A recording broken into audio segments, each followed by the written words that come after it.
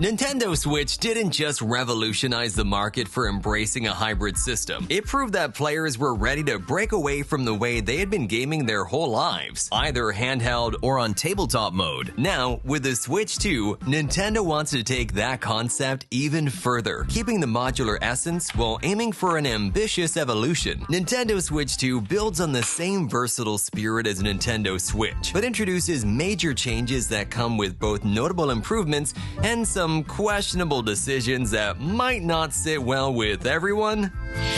The first impression when holding the Nintendo Switch 2 is the overall material quality and feel, clearly superior to the original model. Its more refined and elegant finish immediately conveys a premium sensation, standing in stark contrast to the previous console, which sometimes felt more like a toy. This time, Nintendo has significantly increased the size of the console, adding a 7.9-inch screen that directly impacts the console's weight and dimensions, including the new Joy-Con 2. In this regard, we believe that Nintendo may have gone a bit overboard, making the console heavier and less comfortable for users with small or even average-sized hands. Weighing in at 534 grams with the controllers attached and measuring 27.2 by 16.6 centimeters, that's 100 grams more and several extra centimeters compared to the Switch OLED model. Playing with the Joy-Con 2 in horizontal mode, where the controller stick is no longer as close to the edge on the right controller,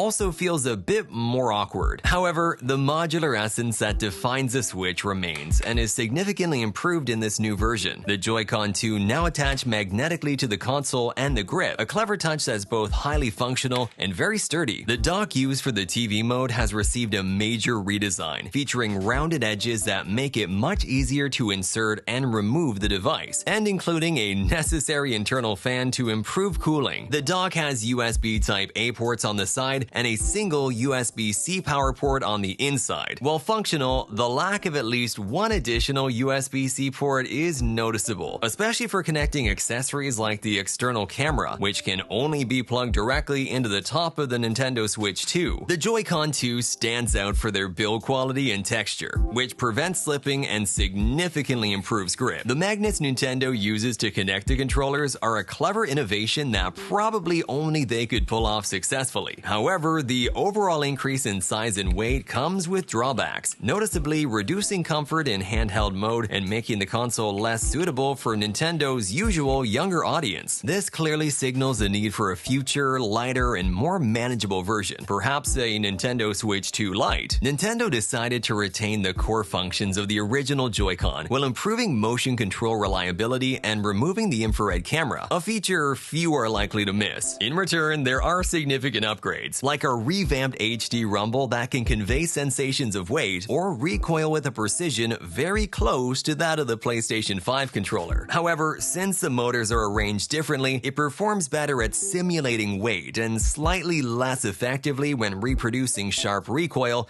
such as trigger feedback. The standout innovation is the addition of an optical sensor that allows each Joy-Con 2 to work as a mouse. This feature is seriously efficient. It works so well on all kinds of surfaces, including smooth tables, fabric, or even couch cushions, with impressive accuracy and responsiveness. We actually consider this one of the most meaningful evolutions Nintendo has introduced since the original Switch. The NFC reader for amiibo figures is still present, just like in the original Joy-Con. We don't expect to use it much more than before, but it's still good to have it included as expected from the system. In our past experiences with Nintendo Switch, Joy-Con controllers often suffered from disconnection issues in challenging situations, which was frustrating for many players. Fortunately, in our test with the Joy-Con 2, we didn't experience a single disconnect, even in the kinds of scenarios where the original controllers frequently failed. We believe Nintendo has finally resolved this nagging problem, significantly improving connection reliability. The partnership between Nvidia and Nintendo has proven to be one of the most fruitful collaborations in video game history. The two companies complement each other perfectly, and a Nintendo Switch Switch 2, they've integrated a Tegra Ampere T239 chip,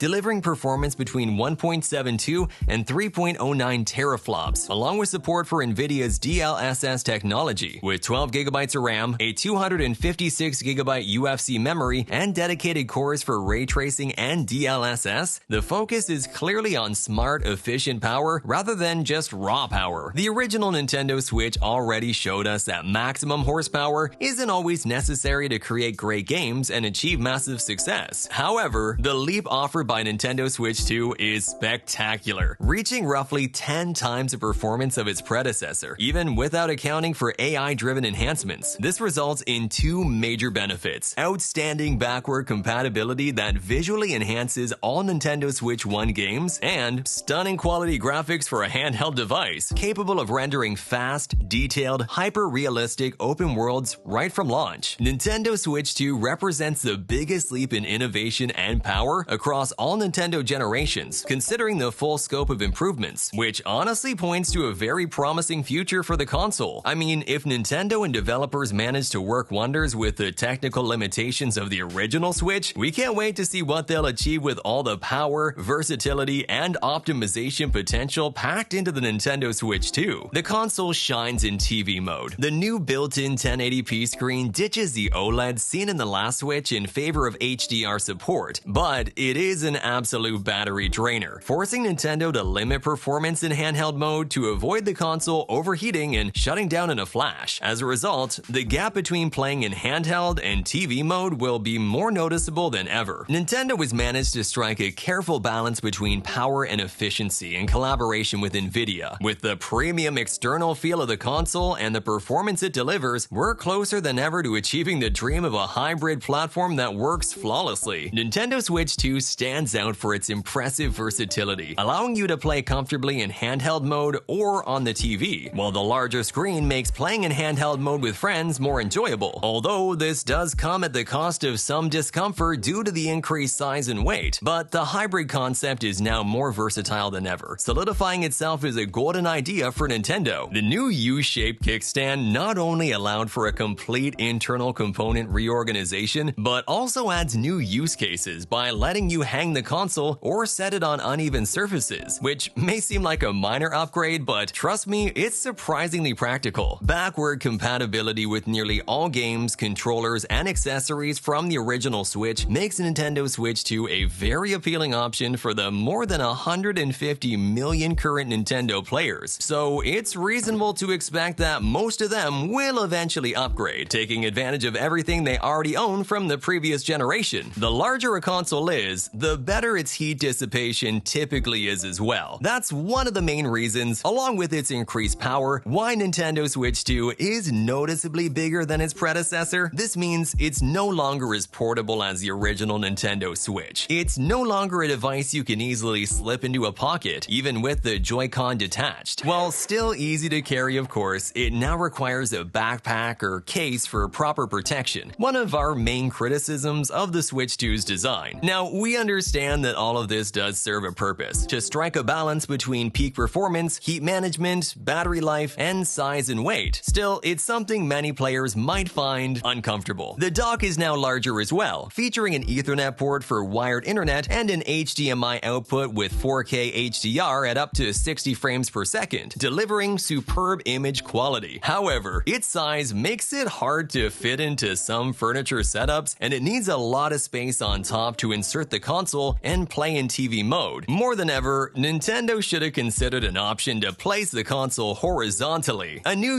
USB Type-C port is located at the top of the console, allowing you to charge it from either the top or bottom and to connect accessories like the camera while playing in TV mode. That said, it's still clear the dock would benefit from at least one extra USB-C port to avoid running cables across the console. Bluetooth connectivity lets you pair low-latency headphones and third-party controllers, while 3.5mm jacks on both the console and the new Pro controller support wired headsets and microphones. Nintendo Switch 2 also introduces 3D surround sound. Although the speakers themselves haven't improved over the OLED model, the new housing enhances the sound noticeably, and software simulations create a sense of directional audio. The effect is present, though maybe only audiophiles are gonna be able to fully appreciate appreciated during regular gameplay. In our wired internet tests, Nintendo Switch 2 reached download speeds above 400 megabytes per second and upload speeds over 100 megabytes per second. Slightly lower over Wi-Fi, but still a big improvement over what we have seen on the original Switch. This upgrade is increasingly crucial given the growing size of modern games. The 256GB internal UFS 3.1 memory can fill up quickly, especially with games now exceeding 70GB, making external storage almost a necessity for anyone wanting a large game library. In this regard, the faster download speeds are a welcome change. Nintendo Switch 2 exclusively supports microSD express cards, offering speeds on par with the new game cards and internal storage. Though more expensive than standard microSDs, we believe this decision ensures better performance and greater long-term compatibility. Nintendo Switch 2 also includes a dedicated feature just for processing external camera feeds, making it easier to extract subjects from backgrounds with solid results. Game Chat, another standout feature of the new OS, works great for sharing your screen and camera with friends while playing. While the low refresh rate of the stream may be jarring at first,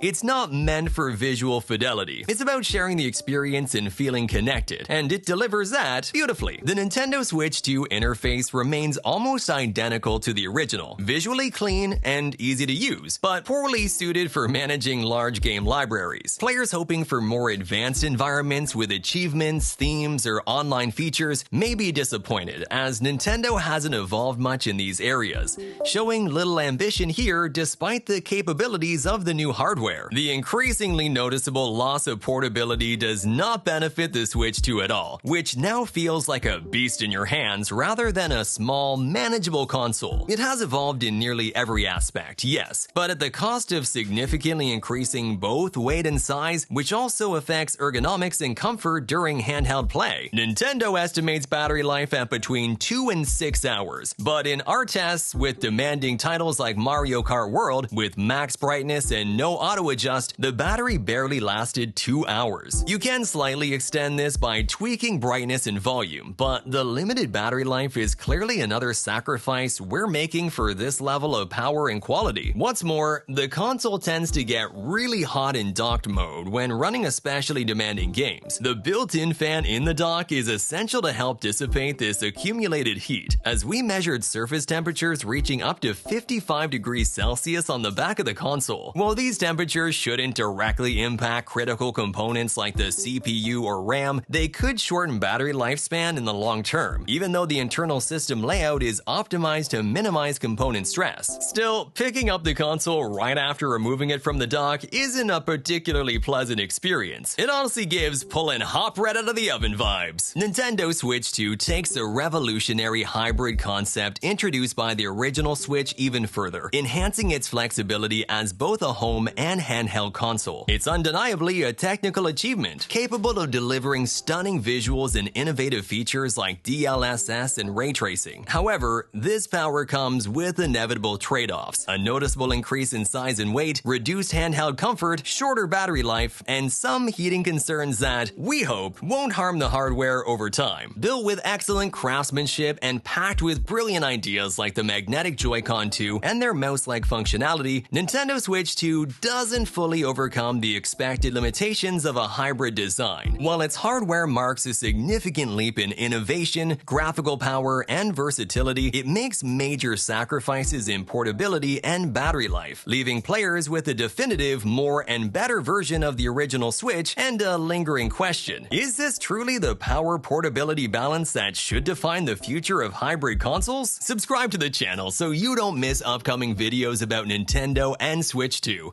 and check out the latest ones right here. Thanks for watching. See you next time.